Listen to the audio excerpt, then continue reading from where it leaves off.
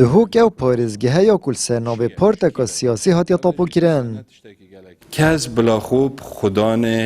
پارێزگەها دهوکێ نەزانیت بلاوێ خەونێ ژی نەبینیتن. هەکە خودانێکە بیت پارتیە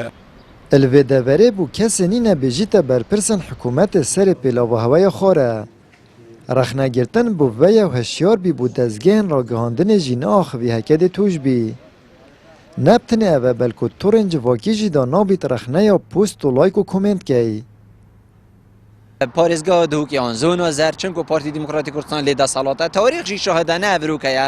سەدا و دەها کەس هاتنە تیرۆرکردن سەرا پەیوەکێ سەدا و دەها خەلک هاتنە بەرزەکردن سەرا ڕاستگویەکێ سەرا ئاشکردناکردنا هەندێک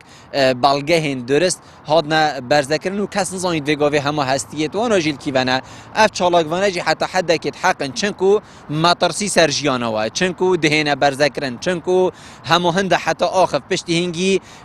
kes nizanît kîve çû belku nêzîktirîn kesê wî jî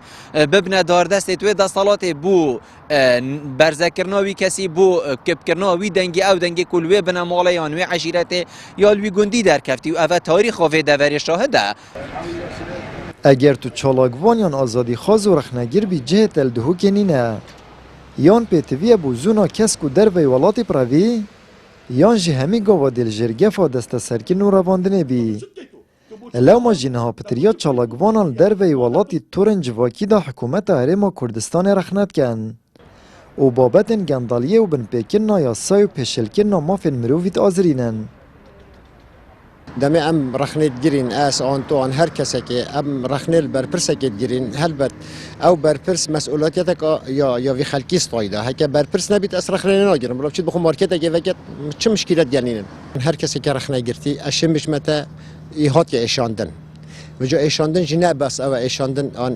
dirbekê lêkê bide nexêr êşandin gelek cara deronê mirovî têşî gelek cara mirov tête birîndarkirin deronê xwe da dilê xwe da tête birîndarkirin helbet ew xelkê rexnê girin hemî kurêt vî welatî ne yê hatîne êşandin yê hatîne mesela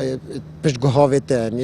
yê erdekê xwe bînîtin ê mexdûr vê destewajê bikartînin rexna avakir em qebîl dikin bes em yadî em qebîl nakin ev xwe her duka qebîl nakin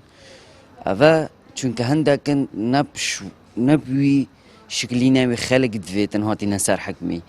بەلکی هەندێک فند و فێلێ دی کورسی کاپ دەستت خوڤە ئینای یعنی مە gelek دیتن ڕەخنەگر و چاڵاکبانت gelekت باش زونا زەر ئانیت ڕەڤین ji dervey welatî an vêgavê zîndankirîne ku net zîndankirîne belkî ew nimûna azadiyê û şanaziyê ne em zîndankirîne hatîne girtin û سرا رخنەیەکی سرا دەخوازان موچەیەکی خوک و هاتیەکردن سادەترین تشتە یعنی ئەگەر حکومەتێک نەشێت موچەیەکی دەتە خەلکی خۆ گرچە تێدا حکومەتە هەرچەندە پرۆمانە خویا درست ئازادی neya berelaya û çarçovên xwe hene, lê partên desthilatdarên Herêma Kurdistanê û nexasima li zûna zer azadiya ra derbirînê pêkcarî sinûrdar kiriye. Ev ê çendê jî xelkek ji tirsa giyanî û pariyê jiyanê bêdeng kiriye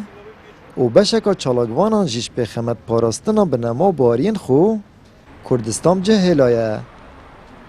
Amed Brîfkanî, Kenalê Asmaniyê Peyam, Duhok.